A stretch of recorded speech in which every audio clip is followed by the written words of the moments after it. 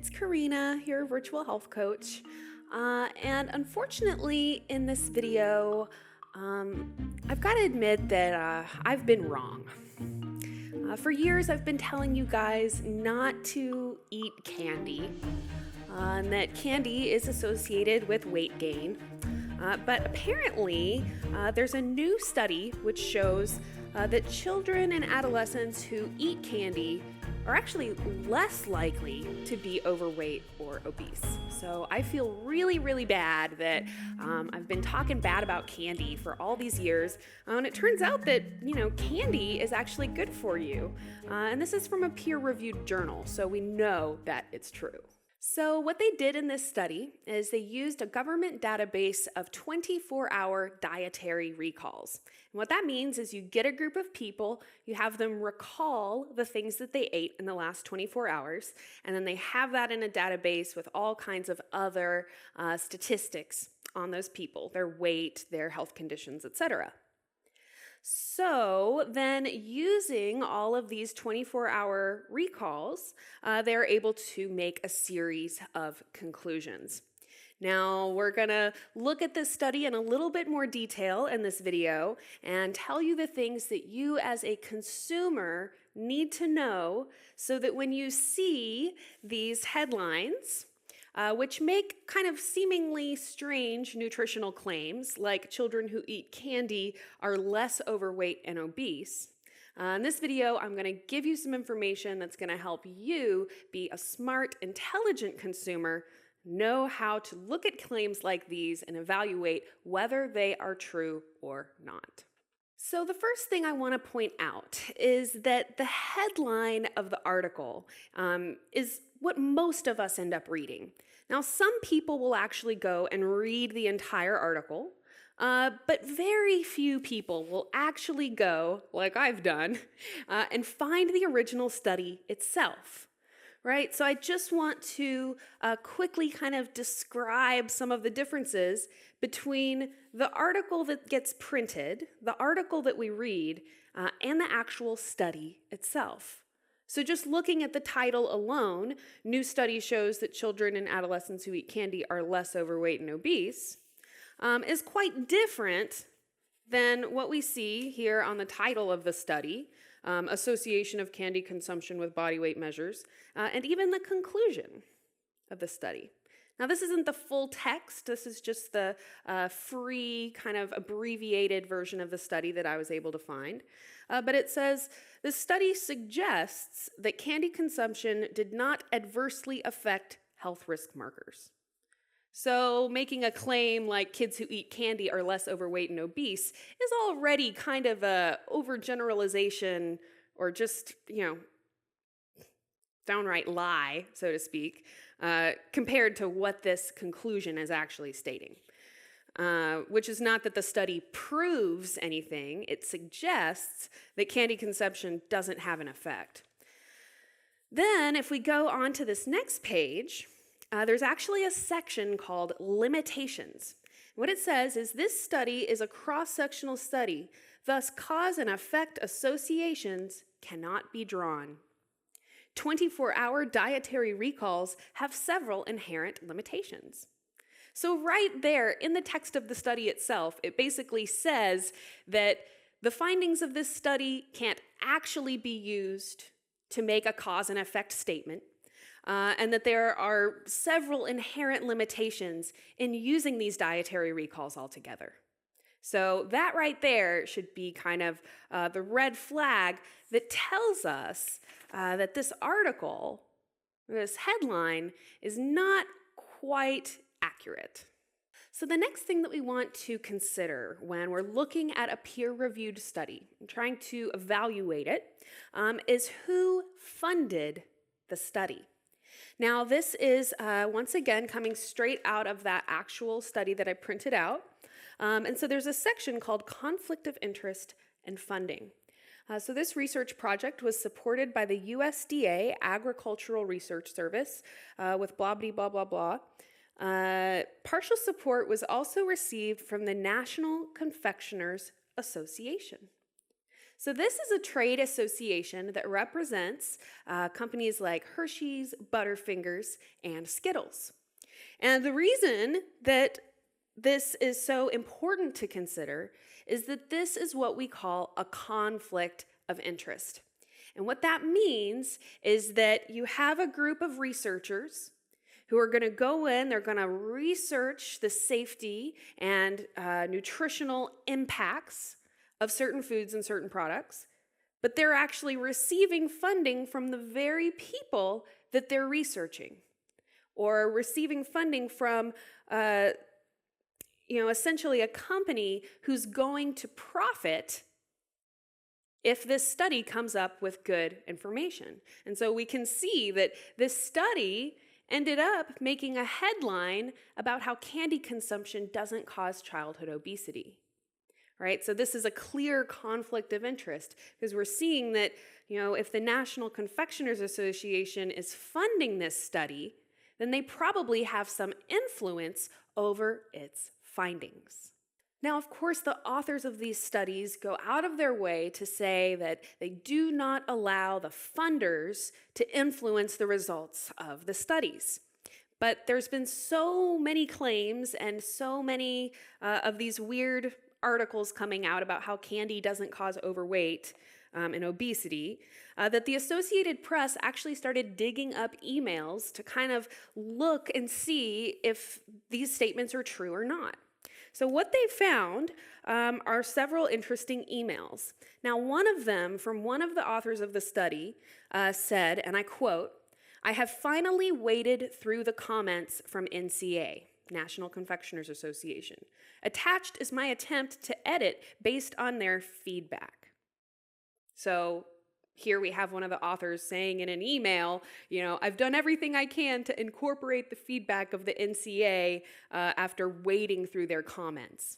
So clearly they are getting some feedback from the funders of the study, and clearly they have altered, at least somewhat, based on those comments.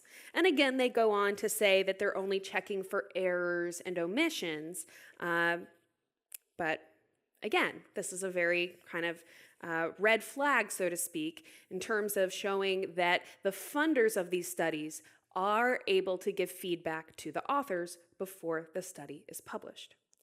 Now, there is another professor of nutrition at New York University, and she made a comment that industry-funded studies, unlike other research, are designed to be useful in marketing. So I found that to be a very interesting quote. And what it tells us is that when the industries are funding various studies, that largely the purpose of those studies is marketing purposes. So unlike other research, these industry-funded studies are designed to be useful in marketing. Again, this was a big red flag to me in showing that maybe this peer-reviewed study is not being as truthful as we would like to think. The next thing we want to consider is the authors of the study. Who are the scientists that are actually conducting this research? So we can see here we have a professor from Louisiana State University and one from Baylor College of Medicine. Now, these are, of course, very prestigious universities, and what you'll find is that most of the peer-reviewed articles are authored by various professors at academic establishments and universities. So that's a pretty common thing to see. But then we have this other author, Victor L. Fulgoni III, and he is not actually part of either of these universities. So who in the heck is he? Well, let me tell you. So Victor L. Fulgoni has a company called Nutrition Impact, and it's a consulting firm. And if you visit the website of this company, it says, we help companies develop aggressive, science-based claims about their products. Now, to make matters worse, Victor Fulgoni is a former Kellogg executive. So here is a gentleman who used to work for Kellogg, an executive for Kellogg, okay? And then he goes and he starts a business that's going to kind of spearhead nutritional research, right? It's called Nutrition Impact. But what we can see here, and the reason that this is a conflict of interest, is that Victor Fulgoni is not in the interest of doing nutritional research on behalf of the consumer. He's doing nutritional research so that he can help you develop aggressive, science-based claims about your products, even if it's candy. So then we can take a quick look at these other authors. So we have Carol O'Neill from the Louisiana State University. Now, in an email that she made to one of her co-authors, she said, and I quote, "We're hoping they can do something with it. It's thin and clearly padded." And if you remember what I was saying at the beginning of the video about the 24-hour recalls and how this study has inherent limitations, we can see why she would make a comment about it being thin and clearly padded. Now, the Associated Press ended up contacting her, and in a phone interview, she commented that the thin and clearly padded remark was just in response to the abstract that she was sending, and she couldn't remember why she had made that statement. She said she believed the full paper was robust. So I kind of feel like she's trying to cover her tracks, so to speak. This comment about the study being thin and clearly padded got leaked, and she realized that that was going to be probably hazardous to her career doing studies like these. So now she's trying to run damage control and make it sound like she hadn't made that statement at all. Then we can look at this other researcher. So this is the researcher from Baylor State University, Nicholas. Now, one of the things that is kind of part of that whole conflict of interest control is that the authors of the study are not supposed to receive payment for conducting the study, right? Especially if you're, a university faculty or something like that. Well, interestingly, the Associated Press was able to uncover an invoice that Nicholas sent to Nutrition Impact, so that's Victor Fulgoni's consulting firm, for $11,000 for 3 manuscripts, one of them being called Candy. So here again, the AP was able to uncover that actually these professors were receiving funding, not directly from the National Confectioners Association itself, but from Nutrition Impact, Victor Fulgoni's company. So all throughout this entire study and all of these different people involved, we see conflicts of interest. We see where conclusions from the study itself are then kind of misconstrued and turned around so that they can come up with a really enticing headline about how there's a new study that shows that kids who eat candy are less likely to be overweight and obese. Now, I found another interesting quote in my research for this video. This one comes from Coca-Cola's former chief science officer. So the chief science officer for Coca-Cola, you would think, is employed to make sure that the products are safe, to make sure that claims that are made about the products are true and reflect the science. I mean, she has the word science in her job title. However, her name is Rona Applebaum, and she referred to industry critics. So that would be people like me, right? And I've actually made a couple videos about Coca-Cola. So I consider this a personal affront. Thank you, Rona. She referred to industry critics as trolls in an email with Coke-backed researchers. So I thought that was just kind of a funny quote to be made by the person whose job it is to ensure safety and ensure scientific accuracy surrounding this product. And yet people who are critics of the industry, and I think being a critic of Coca-Cola is like a rightful thing to do, right? We all know that it's not good for you to drink sodas. But anyways, she considers me a troll.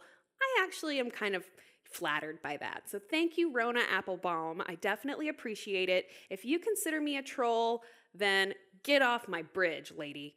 I want to thank you so much for watching this video. I really look forward to seeing your questions and feedback down below in the comments area. I'm going to include links to the study and to the various resources that I used for this video so that you can check those out as well in the video description. I do hope that you will subscribe to Psychetruth so you can come back and join me again for future videos. Again, please be sure to leave your questions and feedback. If you'd like to learn more about me and my health coaching practice, you can visit me online at corrinarachel.com. Thank you so much for watching, and I will see you in the next video.